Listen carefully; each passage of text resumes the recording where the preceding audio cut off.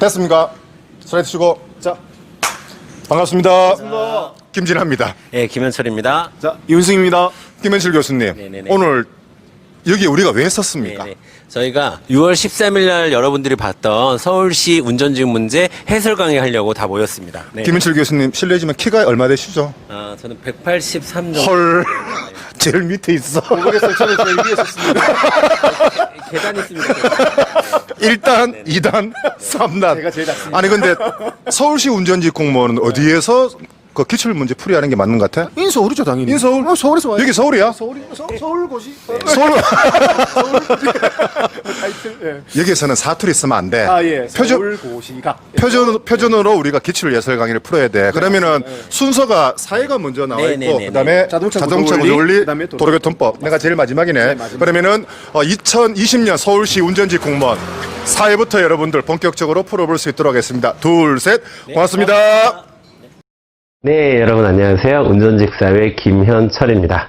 예, 우리 지난번에 봤던 6월 13일 날 서울시에서 봤던 문제 한번 같이 여러분들과 함께 풀어보는 시간을 갖도록 하겠습니다. 자, 네, 첫 번째 문제부터 한번 같이 볼게요, 여러분. 문제 총평부터 좀 이렇게 말씀을 드리면요. 그렇게 실제 포인트 자체는 지엽적인 포인트가 많이 나오거나 그러진 않았는데, 그리고 문제 자체는 좀 평이했다. 그리고 보통 사회 문제가 어렵다라고 얘기하는 것은 출제 포인트가 지엽적이거나, 두 번째, 출제 포인트는 지엽적이지 않지만 묻는 방식이 좀 차이가 이렇게 나는 경우 우리가 어렵다고 얘기하는데, 묻는 방식은 거의 그대로였는데 지엽적인 포인트가 몇 개 나왔다, 이렇게 평가할 수 있을 것 같아요. 그래서 보통 한 85점에서 90점 정도면 무난하게 합격할 수 있는 점수를 맞는 그런 정도 난이도의 문제였습니다. 자, 1번부터 한번 볼게요, 여러분. 자, 1번 보겠습니다. 1번은 전형적인 사회문화 1번 문제입니다. 그 얘기는 자연현상과 사회문화현상을 비교하는 문제예요. 그래서 자, 첫 번째, 자연현상과 사회현상을 비교할 때는 항상 여러분, 인간의 의지가 있냐 없냐를 구분하셔야 되는 겁니다. 인간의 의지가 들어가 있냐 없냐. 인간의 의지가 들어가 있으면 우리가 사회문화현상이라고 얘기하고요. 인간의 의지가 반영되어 있지 않으면 자연현상, 이렇게 구분하시면 되겠습니다. 자, 멸종위기 야생생물로 지정한 거는 사람이 지정한 거죠. 인간의 의지가 들어가 있습니다. 그래서 사회문화현상이라고 볼 수 있고요. 두 번째, 산란기가 되면 온몸이 짙은 홍색으로 변하는 건 사람이 어쩔 수 있는 문제가 아니죠. 그러니까 이런 것을 자연현상이라고 얘기하는 거고요. 세 번째, 열목의 복원 사업을 추진했다고 하잖아요. 누가 추진해요? 사람이 추진하죠. 의지를 갖고. 그래서 이것은 사회현상. 이렇게 구분하고 아래 문제 풀어보시면 되겠습니다. 자, 1번부터 보시면, 자, 기억과 같은 사회문화 현상은 몰가치적이고, 디귿과 같은 현상은 가치 함축적이라고 하는데, 자, 기억도 디귿도 모두 사회문화 현상이기 때문에 가치 함축적이다, 이렇게 말씀을 하셔야 되고요. 1번은 틀렸습니다. 자, 2번 보겠습니다. 자연현상과 같은 현상은 사회문화 현상과 같은 현상과 달리 확실성의 원리에 적용을 받는다라고 되어 있습니다. 정답 2번 되겠네요. 그쵸? 자, 사회문화 현상 같은 경우에는 확실성이라고 표현하지 않고 확률성의 원칙 혹은 개연성의 원칙이 적용된다, 이렇게 말씀을 하고요. 그 다음에 자연현상은 사회현상과는 달리 확실성의 원칙과 필연성의 원칙이 적용된다, 이렇게 얘기합니다. 확률성은 사회문화현상, 확실성은 자연현상. 그러니까 니은이 자연현상이니까 2번은 맞는 선지가 되겠습니다. 자, 3번 보겠습니다. 자, 디귿 사회문화현상은 니은 자연현상과는 달리 존재법칙의 지배를 받는다라고 했는데 틀렸죠. 사회현상은 당위법칙의 지배를 받고요. 자연현상이 존재법칙에 적용을 받는 거니까, 자, 거꾸로 된 거고요. 4번 보겠습니다. 사회문화현상과 같은 현상은, 그 다음에 니은 디귿 틀렸죠. 이렇게 얘기하죠. 보편성과 특수성을 동시에 갖는 것은 사회현상의 특징이거든요. 그러니까 기억과 디귿은 니은과 달리 이렇게 얘기를 해야 되겠죠. 그래서 4번도 틀린 선지가 되겠습니다. 되셨죠? 어렵지 않은 문제고, 이런 문제는 꼭 맞추고 가야 되는 문제라고 볼 수 있습니다. 자, 여러분 두 번째 문제 볼게요. 자, 형법 문제 나왔습니다. 형법 문제. 자, 형법의 죄형법정주의. 죄형법정주의라는 것은 무엇이 범죄가 되고 또 해당하는 범죄에 어떤 형벌이 주어질 것인가의 문제는 법률로서 정해야 한다라는 뜻이고, 이 재형법정주의에 파생되는 원칙, 파생되는 법칙이 5가지가 있는데, 자, 그 중에서 하나하나 보도록 하겠습니다. 자, 첫 번째, 관습형법 금지의 원칙. 여기서의 관습형법. 그러니까 모든 형법은, 모든 벌은 사람의 신체의 자유를 구속하는 거기 때문에 반드시 성문화돼 있어야 합니다. 그래서 불문법인 관습법을 적용할 수는 없다. 맞는 거고요. 그 다음에 유추에서 금지의 원칙. 유추라는 것은 끌어다가 해석한다라는 뜻인데, 자, 다른 범죄 행위가 형법에 명확히 규정되어 있지 않을 때 유사한 규정을 적용해서는 안 된다라는 겁니다. 됐죠? 이것도 맞는 말입니다. 그 다음에 명확성의 원칙은 누구나 알 수 있는 정도 수준의 명확한 표현이 필요하다라는 겁니다. 그래서 무엇이 범죄이고 또 그 범죄가 범죄에 어떤 형벌이 부과되는지에 대해서 명확히 기재되어 있어야 된다. 맞는 말이고요. 자, 3번까지 다 맞는 말입니다. 3번까지 다 맞는 말이고요. 4번 보겠습니다. 소구표 금지의 원칙이 있습니다. 그래서 범죄 행위 당시 그 처벌 규정이 법률에 없었으나 범죄 행위 이후에 그 처벌 규정이 법률에 제정되었다면 소급하면 안 되는 거예요. 그래서 정답은 4번이 되겠습니다. 소구표 금지의 원칙이잖아요. 소구표, 그러니까 시간적으로 뒤에 만들어진 법률을 가지고 앞에 있었던 행위에 대해서 처벌할 수 없다라는 겁니다. 여기서 약간만 제가 좀 확장해서 여러분에게 말씀을 드리면, 이것은 소급표 금지의 원칙은 법적 안정성을 추구하는 겁니다. 법적 안정성.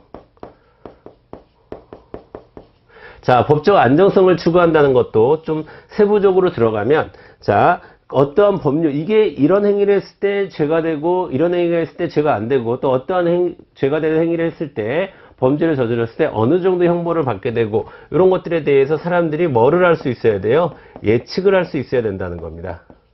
때문에 뒤에 만들어진 법으로 앞에 행위를 처벌할 수 없게 되는 거죠. 이 두 표현도 알아두셨으면 좋겠고요. 자, 정답은 4번이고 다음 문제 넘어가도록 하겠습니다. 자, 3번.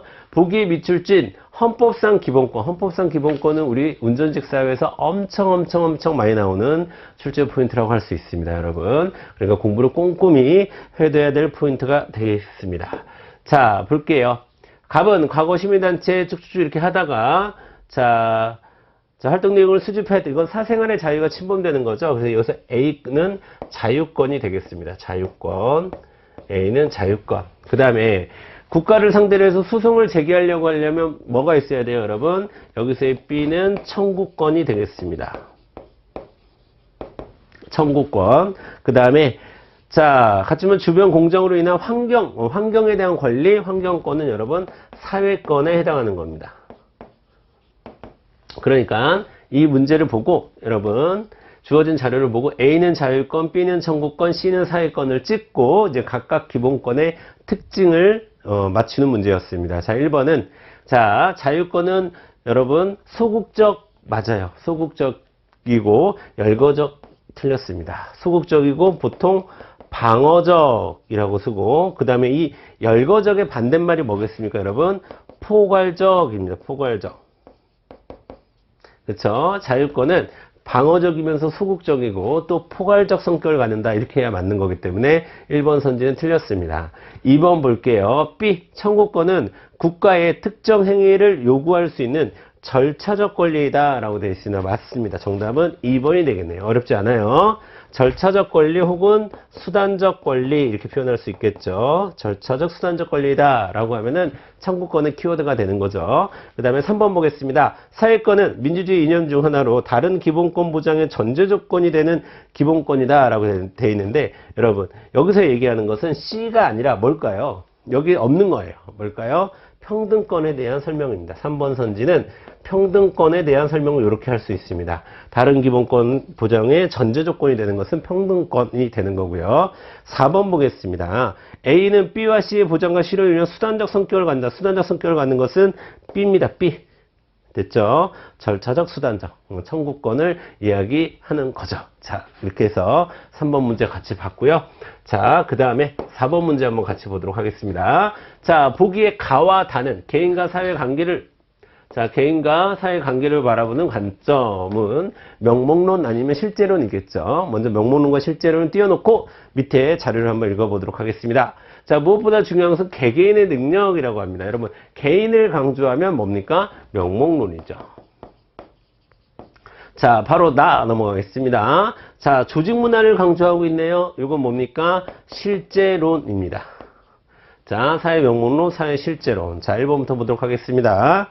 자, 명목론은 사회를 개인의 외부에 존재하는 실체, 그러니까 사회의 실체성을 명목론은 인정하지 않습니다. 사회는 개개인들의 총합에 불과하다. 이런 관점을 갖고 있고요. 그 다음에 2번, 그래서 틀렸고, 2번 보겠습니다. 자, 실제로는 틀렸죠. 사회 명목론은 실제론이니까. 자, 3번 볼까요? 자, 명목론은 실제론과 달리 개개인의 노력을 통해 사회 문제를 해결할 수 있다고 본다. 정답 3번. 개인을 강조하면 사회 명목론이 되겠습니다. 사회 구조, 조직 이런 것을 강조하면 사회 실제론이 되는 거고요. 또 여기와 관련해서 자주 나오는 자료로 이런 게 있죠. 뭐 선거에서 후보자를 중심으로 보면 명목론, 그 소속 정당을 중심으로 보면 실제론 이렇게 구분하는 거예요, 여러분. 그 다음에 4번 보겠습니다. 사회 실제론은 명목론과 달리 사회적 독자적 특성을 인정하지 않는다. 사회의 독자적 특성을 인정하는 게 실제론이니까 4번도 틀린 선지가 되겠죠. 오케이. 자, 넘어가겠습니다. 자, 관료제, 탈관료제 문제가 나왔네요. 관료제, 탈관료제 문제 한번 같이 보도록 하겠습니다. 여러분, 관료제의 업무의 특수성을 한번 다 적어보면, 자, 먼저 세분화, 전문화, 표준화, 그 다음에 이 세분화와 좀 비슷한 표현이 분업화라고도 얘기할 수 있고요. 관료제의 특징이에요, 여러분. 그 다음에 이 표준화와 좀 비슷한 개념이 획일화. 자, 그럼 총 5개죠. 분업화, 세분화, 전문화, 표준화, 획일화. 이 모든 것들은 관료제의 업무의 특징입니다. 관료제 업무의 특징이 될 수 있어요. 자, 그러니까 정답은 1번이 되는 겁니다. 쉽죠? 그 다음에 2번, 탈관료제가 연공서열이 아니라 관료제가 연공서열에 따라서 보상을 하죠. 그러면 탈관료제는 성과에 따라, 성과나 능력에 따라 보상을 한다. 이렇게 표현을 하는 거고요. 그 다음에 관료제에서의 연공서열은 경력에 따른 연공서열을 얘기하는 거예요, 여러분. 경력. 자, 3번 보겠습니다. 자, 탈관료제는 관료제와 달리 조직운영의 효율성을 추구한다라고 했는데 3번 선지가 가장 중요한 선지라고 할 수 있습니다. 왜냐하면 자, 효율성을 우리가 얘기하면 관료제도 효율적인 조직이고 탈관료제도 효율적인 조직으로 봐야 됩니다. 근데 각각 관료제는 산업사회에서 효율적인 조직 운영 방식이라고 할 수가 있고요. 탈관료제는 정보사회에 적합한 것 뿐이지 둘 다 효율성을 추구한다라고 말할 수 있는 겁니다. 관료제는 산업사회에서 효율성을 추구하는 조직 운영의 형태이고 탈관료제는 정보사회에서 효율성을 추구하는 조직 운영 형태다. 이렇게 정리하시면 되겠습니다. 자, 4번 볼게요. 탈관료제는 업무 수행 방식의 표준화를 중시한다? 아니죠. 업무 수행 방식의 표준화를 중시하고 강조하는 것은 바로 관료제의 특징이라고 볼 수 있어서 4번도 틀린 선지가 되는 거고요. 자, 6번 문제 한번 넘어가 볼게요. 자, 사회문화 현상의 연구 방법. 이것도 아주 시험에 잘 나오는 출제 포인트죠. 양적 연구냐, 질적 연구냐를 구분하는 문제가 되겠습니다. 자, 개량화된 자료 수집, 통계 분석, 이런 것들을 많이 하는 것은 바로 양적 연구죠. 양적 연구. 자, 다른 색깔을 쓸게요. 이거는 양적 연구에 해당하는 거고요. 그 다음에 양적 연구 아니면 질적 연구니까요. 이거는 묻고 따질 필요 없이 질적 연구가 되겠죠. 그렇죠? 그래서 A는 양적 연구, B는 질적 연구 하고 이제 문제를 푸는 겁니다. 자, A는 양적 연구는 연구자의 직관적 통찰 아닙니다. 자, 여러분, 직관적이라는 말은요, 주관적이라는 뜻이에요. 주관적. 그래서 이 직관적이고 주관적 통찰을 강조하는 것은 질적 연구라고 할 수가 있고요. 그 다음에 여기에 나오는 경험적이라는 표현 있잖아요. 경험적이란 말은 객관적이라는 표현입니다. 적어도 연구 방법에서는요. 그럼 이런 것은 양적 연구에서 주로 사용하는 표현이다 라고 구분을 하시면 조금 더 여러분이 편하게 선지를 읽으실 수 있을 것 같습니다. 자, 1번은 틀렸고요. 그 다음에 2번 보겠습니다. 자, 질적 연구는 변인 간의 관계에 법칙을 발견하는 데 목적을 두는 것은 양적 연구죠. 그쵸? 법칙 발견을 목적으로 하고, 그럼 질적 연구는 무엇을 목적으로 하죠? 심층적인 이해, 깊이 있는 이해를 목적으로 하는 것이지 어떠한 법칙을 발견하는 데 목적을 두는 것은 우리가 양적 연구의 목표라고 보는 겁니다. 되셨죠? 그 다음에 3번 보겠습니다. 자, 양적 연구는 방법론적 이론론, 뭐랑 같다는 거예요? 그렇죠. 자연과학을 연구하는 방법과 같다는 얘기고요. 그 다음에 질적 연구는 방법론적 이원론에 해당한다. 맞죠? 옳은 거 찾는 거니까 정답 3번 되겠네요. 되셨죠? 그 다음에 가에서는 경험적 관찰을 통해 자료 수집을, 여기서 경험적 관찰이라고 하는 것은 양적인 방식을 얘기하는 거다라고 말씀을 드렸어요. 그러니까 여기 질문에 들어갈 수 없겠죠.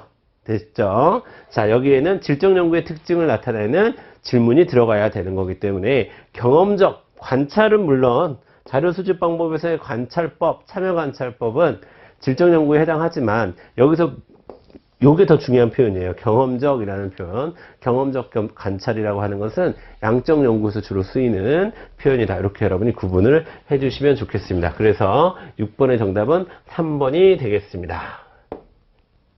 자, 7번 넘어갈게요. 자, 이것도 시험 문제 엄청 많이 나오는 거죠. 사회계약론. 자, 사회계약론 보도록 하겠습니다. 자, 사회계약론 볼게요. 자, 갑은 자연 상태를 강제할 수 선악의 기준 전혀 없는 상태이고 쭉쭉쭉 되는데 여기 이런 표현들 놓치시면 안 돼요. 일종의 전쟁 상태이다. 이런 건 투쟁 상태이다 라는 뜻이에요. 만인에 대한 투쟁 상태라고 볼 수도 있는 거고요. 그 다음에 쭉 보다가 생명의 위험 이런 단어들도 놓치면 안 됩니다. 생명권을 가장 강조한 사회계약자는 바로 홉스죠. 홉스. 그래서 갑은 홉스가 되겠습니다. 자, 그 외에도 여러분 여기서 좀 더 큰 집단적인 힘, 이것을, 자, 홉스는 뭐라고 표현했냐면, 군주를 얘기하는 거예요. 군주. 혹은 리바이어던. 이런 게 홉스식 표현이 되겠습니다. 그래서 이런 표현들을 보고 여러분이 홉스인 걸 알아보셨으면 좋겠고요. 그 다음에 을 보겠습니다. 사람들이 계약에 따라 쭉쭉쭉 읽다 보면, 따라서 계약의 절차를 밟아 통치자를 세우는데 동의하고, 이거는 뭐 모든 사회계약란들도 마찬가지인데 여기서 신탁을 맡긴다, 그러니까 일부만 맡긴다라고 하는 거니까 이거는 로크가 되는 겁니다. 로크. 되셨죠? 자, 이렇게 갑은 홉스, 을은 로크를 찍고 다음 이제 선지를 보면, 자, 그러니까 여기 넣어서 여러분이 읽으시면 되는 거예요. 이제부터. 자, 이렇게 넣어서 읽으셔서, 자, 홉스는 국가가 사회계약을 위반한다면 국가를 부정할 권리, 여러분 여기 위반한다면 국민은 국가를 부정할 권리, 이런 걸 우리가 저항권이라고 얘기하는 거잖아요. 그렇죠? 저항권을 얘기하는 사람은 유일하게 로크겠죠. 그러니까 1번은 틀렸네요. 그쵸? 2번 보겠습니다. 자, 로크는 국가 권력의 위임 목적에 맞게 행사대로 분립되어야 된다라고 했는데 정답은 2번이 되겠습니다. 그쵸? 왜? 3명의 사회계약자 중에서 권력 분립론을 갖고 있는 사람 누구밖에 없어요? 로크밖에 없는 거잖아요. 그쵸? 그 다음에 여기서 일반 의지를 나왔으니까 일반 의지는 갑도 을도 아닌 루소를 의미하는 거고요. 그 다음에 갑을 모두 국가를 수단이 아닌 목적으로 간주한다. 틀렸죠? 모두 홉스, 로크, 루소 모두 국가를 목적이 아니라 수단으로 강조하는 거죠. 그쵸? 자, 됐습니다. 그 정도 정리하시고 8번 보겠습니다. 8번. 자, 8번. 자, 혼인한 부부는 원칙적으로 함께 살며 서로 부양하고 쭉쭉 나왔는데, 자, 여기 부부 별산제를 얘기하는 거고요. 기억은. 니은 보겠습니다. 니은. 혼인 중 부부가 협력하여 취득한 재산은 명의가 있는 어느 쪽으로 되어 있는지에 따라 부부 각자의 재산을 본다? 아닙니다. 이런 재산은 우리가 혼인 중에 함께 성립한 재산을 공동재산이라고 불러요. 공동재산. 공동재산은 모두의 것이죠. 부부의 것입니다. 그러니까 2번 선지가 틀렸네요. 그쵸? 2번이 틀렸습니다. 자, 그 다음에 3번 일상가사 대리권이라는 게 있거든요. 그래서 일상의 가사에 대해서 상대방을 대리할 수 있는 게 민법상 적용이 되어 있고요. 일상의 가사에 대해 연대 책임을 진다. 모두 맞는 말입니다. 그래서 공동재산 분할 청구권이라는 것이 이혼시에 적용이 되는 거잖아요. 그렇게 적용이 되는 이유가 이런 공동재산의 개념을 갖고 있기 때문이다. 이렇게 보시면 되겠습니다. 자, 다음 문제 넘어가도록 할게요. 9번 보도록 하겠습니다. 이제 헌법에 대한 얘기를 하고 있는데요. 헌법. 자, 의회에서 어떤 특정한 법안을 통과시킬 때 그 법안이 헌법이 정한 테두리를 벗어나지 않았는지를 먼저 확인하여야 한다라고 했는데, 자, 의회에서 성립한 법안은 우리가 법률이라고 하죠. 그 법률이 헌법에 맞는지 안 맞는지를 따지는 것은 바로 위헌법률 심판이 되겠습니다. 위헌법률 심판. 정답 3번 되겠습니다. 3번. 자, 여러분 헌법재판소도 시험 문제 아주 잘 나오는, 우리 운전직 사회에서 시험 문제 아주 잘 나오는 출제 포인트입니다. 그래서 헌법재판소로 공부하실 때는 5가지 권한을 외우시고 그 5가지 권한에 맞는 누가 주체가 돼서 무엇을 하는지를 한번 따져보는 겁니다. 한번 따져볼까요, 여러분? 탄핵 심판을 하기 위해서는 뭘 해야 되죠? 국회가 뭐를 해야 되죠? 소추를 해야 됩니다. 여기 주체가 국회예요. 그 다음에 위헌법률 심판 볼까요? 위헌법률 심판은 법원이 뭐를 해야 되죠? 제청이라는 걸 해야 됩니다. 그렇죠? 권한적인 심판은 해당 기관이 하면 되는 거고요. 위헌정당 해산 심판도 중요하죠. 이거는 정부가 합니다. 정부가 제소할 때 위헌정당 해산 심판을 할 수 있습니다. 중요한 거는 각각의 주체가 중요합니다. 아시겠죠? 그런 걸 잘 챙겨주셨으면 좋겠습니다.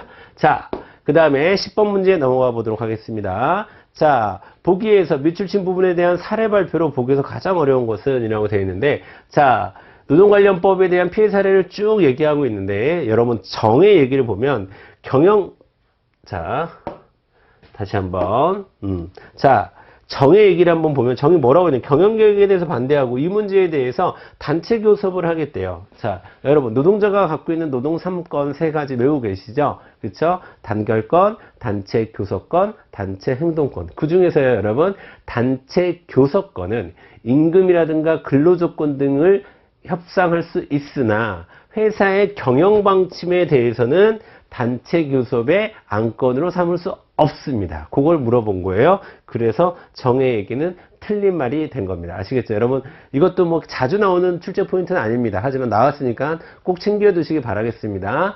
단체 협약에 단체 교섭을 우리가 하는데 그 단체 교섭의 사안으로 회사의 경영 방침을 논하는 것은 불필요하다라는 거.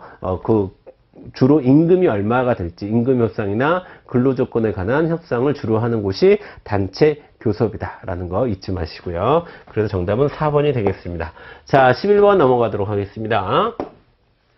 자, 보기에 가나에 나타나는 사회보장제도 하면 우리 머릿속에 3가지 사회보장제도가 떠올라야죠. 사회보험, 공공부조, 사회서비스. 그쵸? 자, 그럼 각각이 뭔지 한번 보도록 하겠습니다. 자, 먼저 가구소득 인정액이 기준의 최저생활을 보장한다.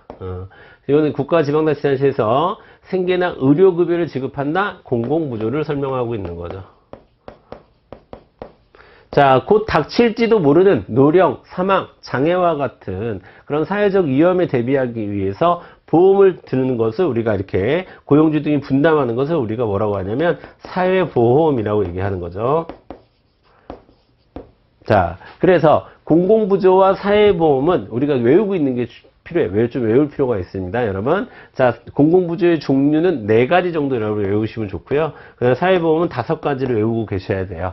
자, 제가 한번 말씀을 드릴게요. 자, 공공부조는 가장 대표적인 게 기초생활수급제도, 두 번째 기초노령연금. 기초노령연금은 여러분 좀 주의하셔야 되죠. 기초연금이라고 부를 수도 있고 노령연금이라고도 부를 수 있습니다. 그 다음에 3번째로 장애인연금, 그 다음에 의료급여 이런 것들을 우리가 공공부조라고 부르고요. 그 다음에 사회보험은 우리가 회사 들어가면 사회보험 되나요? 물어보잖아요. 옛날에는 4대 보험이었는데 요즘에 하나가 더 생겨서 5가지가 됩니다. 건강보험, 또 건강보험과 함께 내는 노인 장기 요양보험이라는 게 있고요. 그 다음에 고용보험, 산재보험, 그 다음에 국민연금 이런 것들을 우리가 사회보험이라고 이야기를 하죠. 자, 1번 보도록 하겠습니다. 자, 공공부조는 비금전적 지원을 원칙으로 한다? 아닙니다. 여러분, 유일하게 사회보장제도에서 비금전적 지원을 원칙으로 하는 것은 여기 소개되어 있지 않은 사회서비스가 되겠습니다. 사회서비스의 주요한 특징 중에 하나고요. 그러니까 1번 틀렸고 2번 보겠습니다. 사회보험에 속한 유형은 사전 예방적 성격이 강하다라고 했는데, 자, 정답은 2번이 되겠네요. 공공부조는 어떤 사람이 못 살기 전에 혹은 사회적 위협에 처하기 전에 그것을 대비하는 성격을 갖고 있는 것이 아니라요, 사후 처방적인 성격을 갖고 있습니다.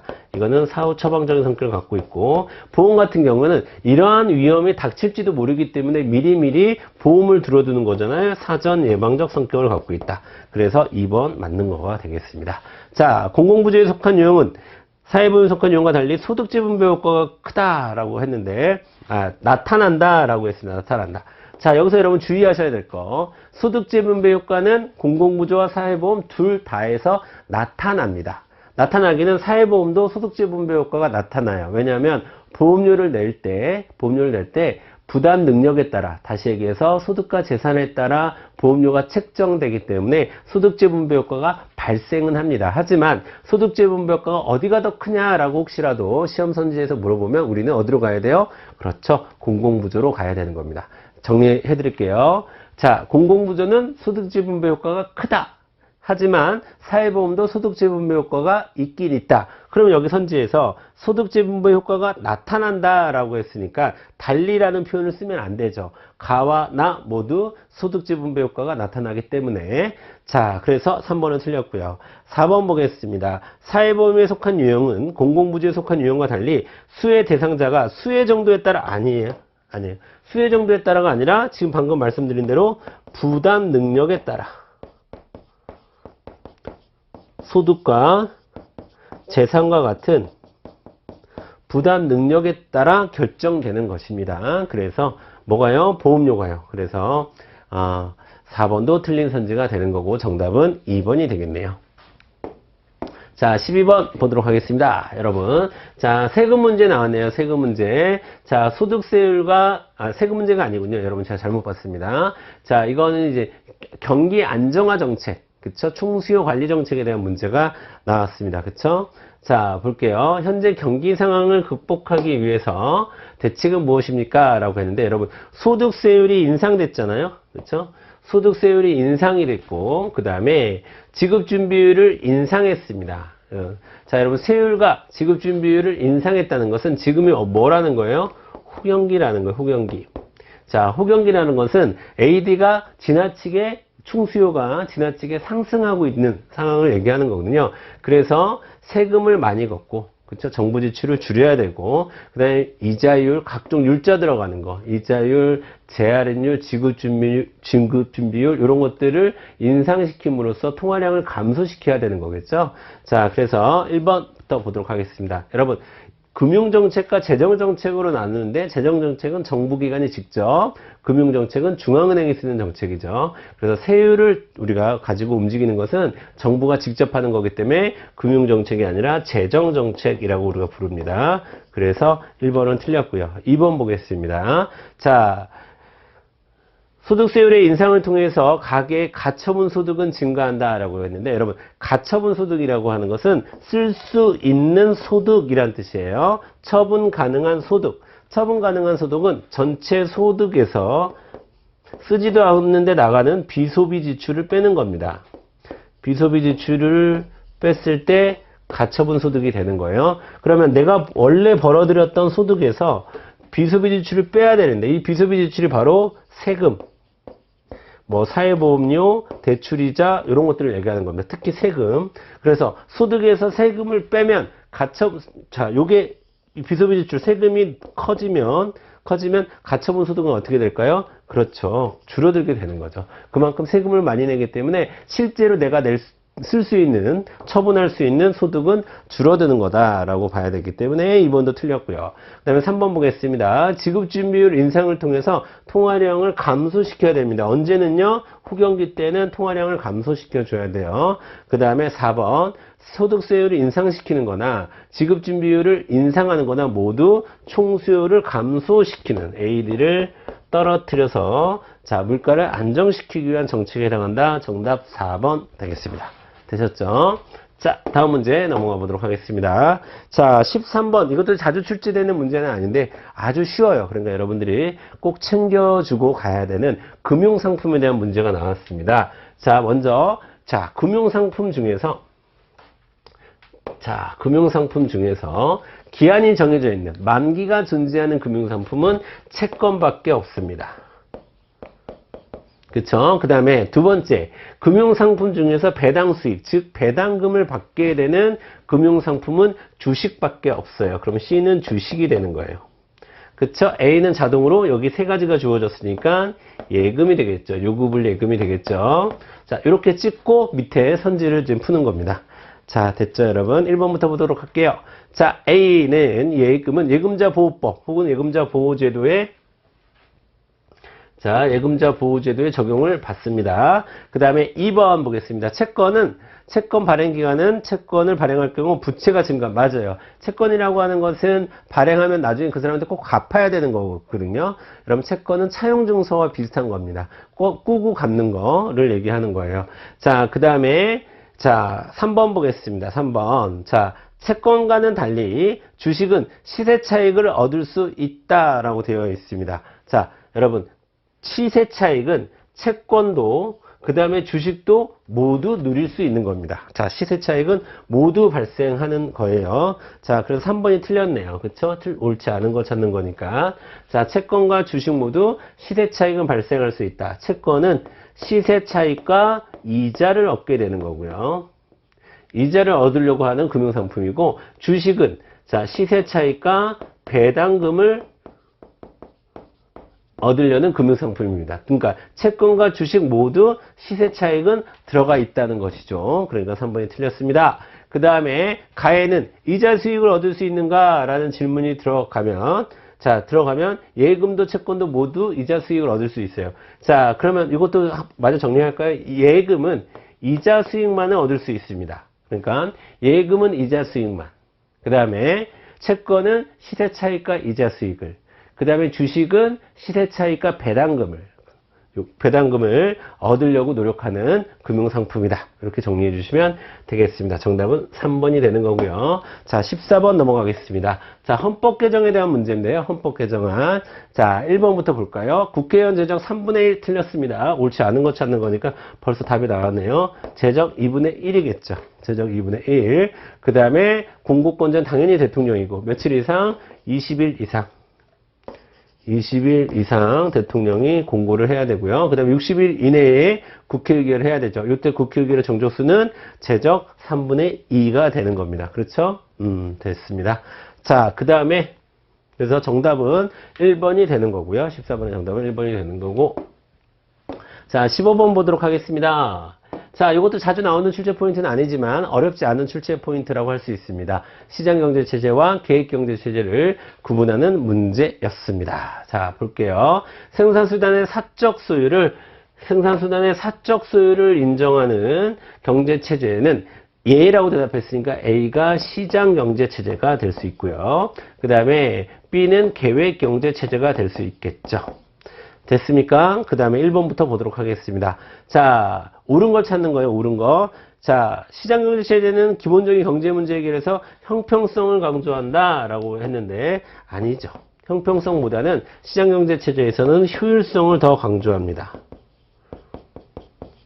효율성을 더 강조해서 1번 틀렸고요. 2번 보겠습니다. 계획경제보다 시장경제에서 경제적 유인체계를 더 중시한다. 우리 성과급 같은 거를 경제적 유인체계라고 하는 거죠. 정답은 2번이 되겠습니다. 네.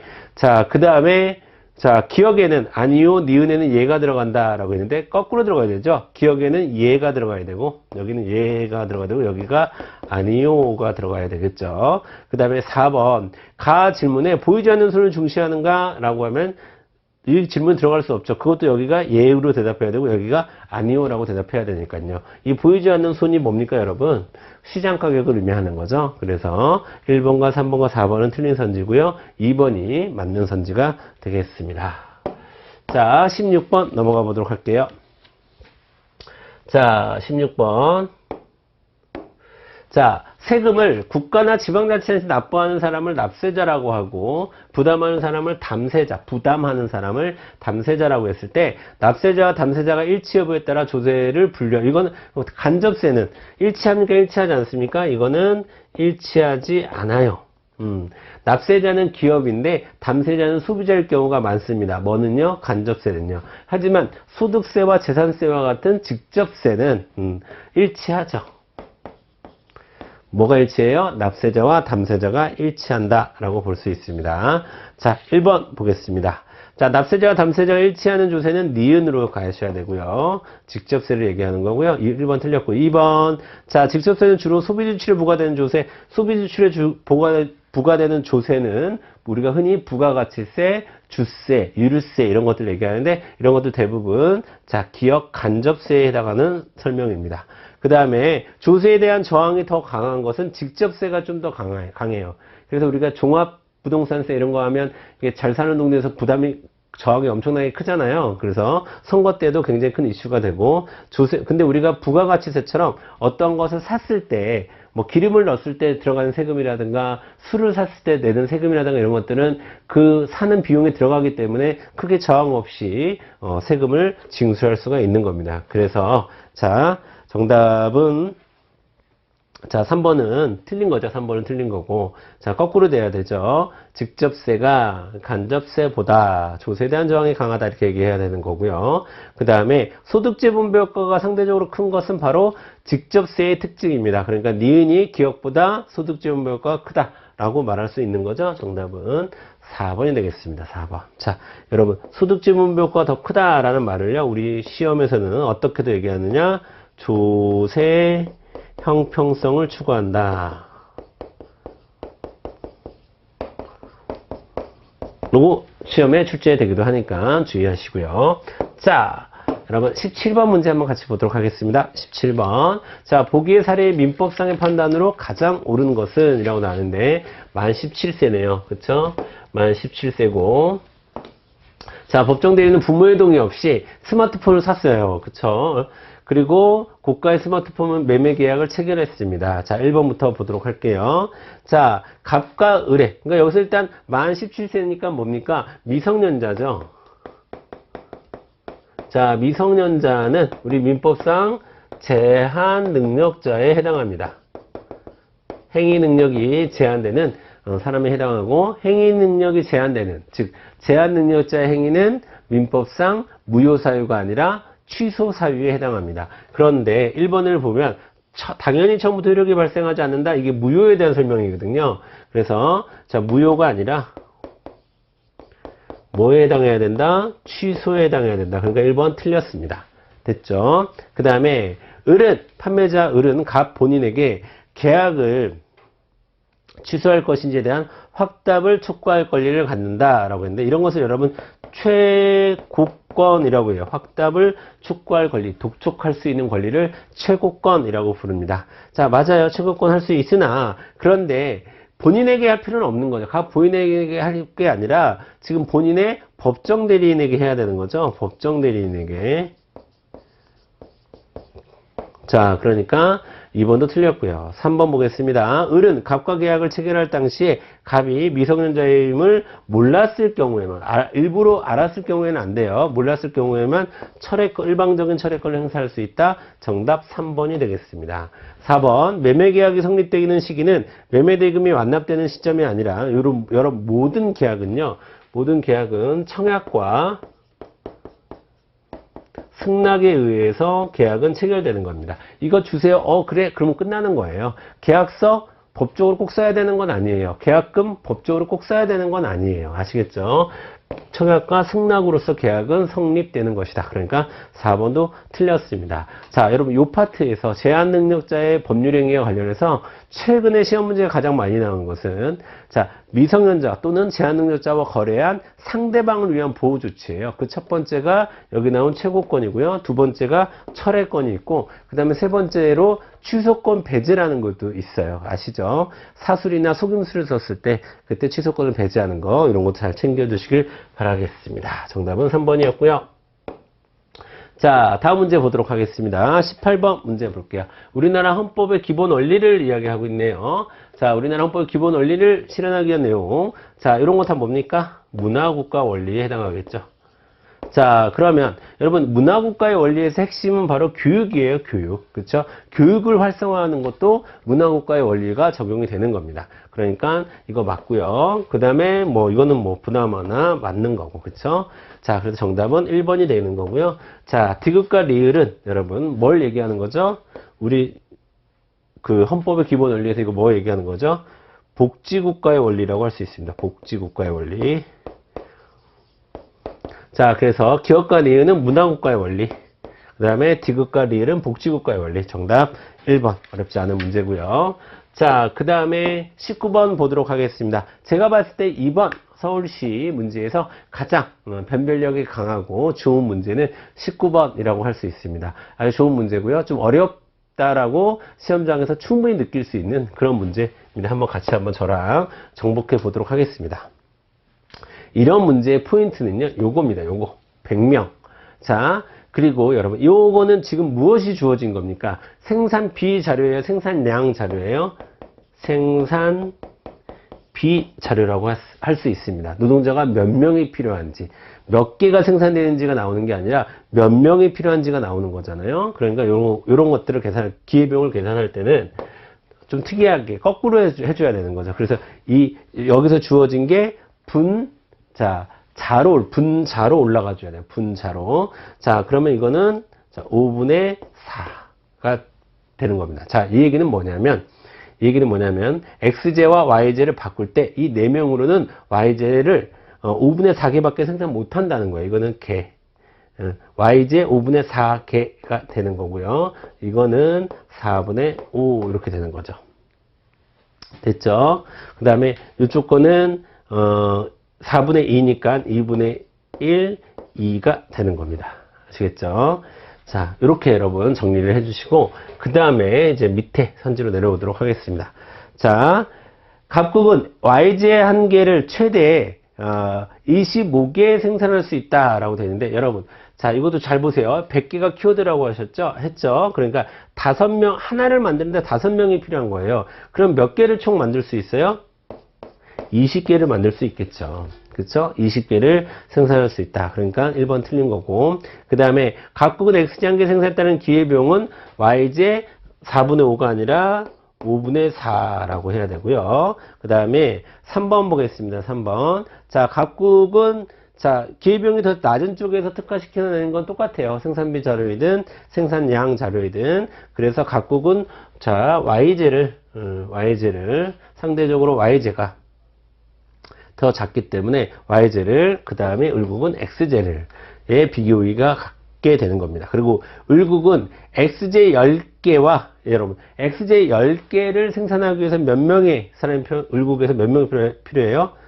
10개, 2명이 필요한 거니까 20명이 필요한 거죠. 20명. 그 다음에 YJ는 하나 만드는데 4명이 필요한 거니까 20개를 생산하기 위해서는 80명이 필요하겠죠. 그러면 총 100명이 주어져 있으니까 XJ 10개와 YJ 20개를 동시에 생산할 수 있다라고 이야기할 수 있는 겁니다. 되셨죠? 그래서 정답은 4번만이 옳은 선지가 되겠습니다. 자, 다음 마지막 문제 한번 같이 풀어보도록 하겠습니다. 자, 보기 가는 XJ 시장의 상황을 나타낸 것이다. 보기 나의 수요와 공급의 변동 요인을 통해서 추론할 수 있는 변화를 같이 한번 보도록 할게요. 자, 일단 여기 요 포인트가 중요한데요, 여러분. 자, XJ와 무슨 관계? 대체제 관계에 있습니다. 대체제 관계. 대체제 관계가 있다면 다른 재화의 가격이 올랐을 때 해당 재화에 뭐가 영향을 받아요? 수요가 오르는 재화를 우리는 대체재라고 얘기를 하는 거죠. 그러니까 XJ와 대체재 관계에 있는 YJ의 가격이 상승했다는 것은 지금 해당 수요 곡선이 오른쪽으로 오른쪽으로 이동을 해야 된다는 겁니다. 그런데 여기 밑에 보니까 수요 곡선의 변동폭이 공급 곡선보다 좀 크대요. 그러니까 좀 넓게 그려볼게요. 수요 곡선이 이렇게 이동을 했다는 얘기예요. 그렇죠? 그리고 공급 곡선이 생산 기술이 향상하면 공급 곡선은 좌측 우측, 우측으로 가는 거죠. 생산기술이 확장하면 공급곡선도 늘어나게 되는 겁니다. 그래서 공급곡선 오른쪽으로 가는데 여기 단서가 있기 때문에 공급곡선의 변동폭이 좀 더 좁은 거잖아요. 수요곡선보다. 그래서 좀 좁게 이렇게 오른쪽으로 가야 돼요.